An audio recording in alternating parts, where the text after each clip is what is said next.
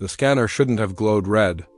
Not for a quiet girl like Ara Kim, small, calm, barely taking up space in the Academy hall. Yet, when the beam swept across her skin, one word flashed like a warning flare. Earthborn. The room froze. Her instructor didn't. He launched a sudden kick more test than attack, meant to prove humans were slow, outdated, primitive. But Ara? She caught his ankle midair, eyes steady, voice low. And don't forget it, what kind of human says that? In a galaxy that fears them? If that opening already has your curiosity sparking, you're in good company. Stick around, this story only gets wilder from here. And hey, if you enjoy these cinematic HFY Sci-Fi tales, tap like, subscribe, and share it with someone who loves stories where humanity shows exactly what it's made of. It really helps the channel grow. The Academy Hall hummed with the usual morning energy whispers, clattering boots, the distant rumble of training drones. Ara Kim stood quietly in line, hands behind her back, eyes fixed on the glowing scanner arch ahead. She didn't fidget. She didn't blink much. She simply waited. To most of the cadets, she looked ordinary, almost forgettable. But the galaxy had learned long ago that humans were rarely what they appeared. When the Sienna beam washed over her, it flickered once, twice, like it couldn't decide what it was seeing. Then it flashed a violent red across the entire arch. Earthborn CLAS-SIFI, the hall went silent so fast it felt like someone had stolen the air. A few cadets stepped back. Others stared as if she'd suddenly grown a second shadow. Earthborns weren't supposed to exist anymore. Not in the academies, not in public. Not anywhere. Instructor Varr, towering and scaled like living iron, marched forward. His voice rumbled low. "Name, Ara Kim," she said softly. "Origin," she met his eyes, calm as stone. "Earth." A ripple of tension shot through the room, shock, fear, curiosity all tangled together. Varr's jaw tightened. Humans were legends. And threats. And now, one was standing right in front of him. Varr didn't blink, not once. His reptilian eyes narrowed, reading every twitch of Ara's muscles, every controlled breath. Around them, cadets whispered in sharp, nervous bursts stories of Earthborn strength, Earthborn instincts, Earthborn tempers. Myths? They thought. Warnings? Really? Nothing real? But Varr knew better. Without a word, he stepped into the open ring. His claws scraped against the training mat, sending a clear message. Demonstration, now. "Cadet Kim," he said. "Approach." She did. Quietly, steadily, no dramatic posture. No sign of fear or confidence, just calm. Then Varr moved. No warning, no count. Just a sudden, explosive kick aimed straight at her head, a strike fast enough to crack reinforced bone. Fast enough to humble most second-year cadets. Gasps erupted. Ara didn't flinch. Her hand shot up, smooth as flowing water, and caught his ankle midair. She didn't struggle under the force. She didn't even step back. She simply held him there, an instructor, frozen mid-kick, like a scene paused on instinct alone. A slow murmur rippled through the room. Some cadets backed away.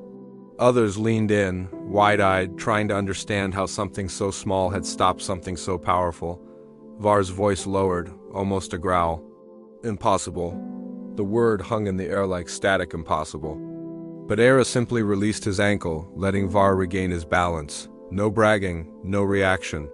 Just that same quiet stillness that made everyone even more uneasy. Cadets whispered louder now. "Is she enhanced? Genetically altered?" "No, Earthborns don't need mods." That's the rumor. Rumor, myth, nightmare. The galaxy had dozens of names for humans, but only one truth. Earthborns adapted faster than any species recorded. Strength, reflexes, strategic instinct, everything sharpened under pressure. Like their bodies were designed for surviving catastrophe, and Earth had been full of catastrophe. Varr circled her slowly, calculating. "Earthborns were banned from military academies," he said. "Your kind isn't supposed to reappear, my kind?" Ara asked, tilting her head. "I'm just a cadet." Her calmness rattled him more than the kick ever could. A hologram blinked to life above the scanner arch, displaying classified warnings, ancient records of the human resurgence war, battles where Earthborn squads turned the tide simply by refusing to break. Entire fleets had fallen trying to predict them. None succeeded. Cadets stared between the hologram and the girl who stood so casually under it. Varr exhaled, so the legends were true? Varr stepped back into the ring, but this time the tension felt different, sharper, heavier, almost electric. He wasn't testing her reflexes now.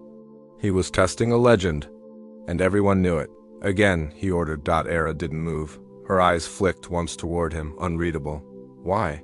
She asked, his brow tightened. Because I need to know what you are. A few cadets flinched at his honesty. Ara didn't.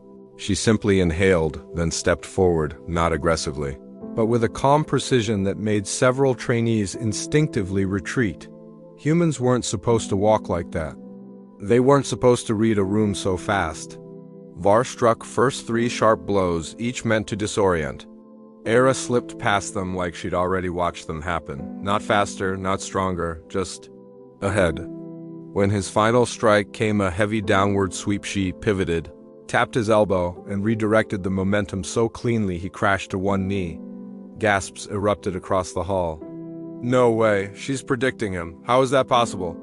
Ara didn't gloat. Instead, she crouched slightly, offering him a steady hand.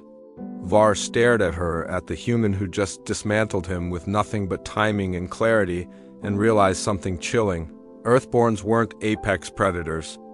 They were survivors refined into something far more dangerous. Varr rose slowly, using Ara's hand not out of weakness, but respect. The hall was so silent, the training drones powering down in the distance sounded like thunder. Every cadet watched, wide-eyed, waiting for the instructor to regain the authority he'd just lost. But he didn't bark an order. He didn't lecture, he simply studied her, this small, steady human girl who moved like she'd lived through 1,000 storms. Ara Kim, he said quietly, what did they make you into on Earth? Her expression didn't change. They didn't make me anything, Instructor. Humans. Make themselves. A fresh ripple of whispers tore through the room. Varr let out a long breath, half disbelief, half something like admiration. The war records had never said it plainly, but he understood now why Earthborns were feared across systems. Not because they were monsters, because they were unpredictable, because they grew under pressure, because they refused to break. He straightened, voice carrying across the hall. Cadets, remember this moment. Humanity is not extinct. Humanity is not forgotten.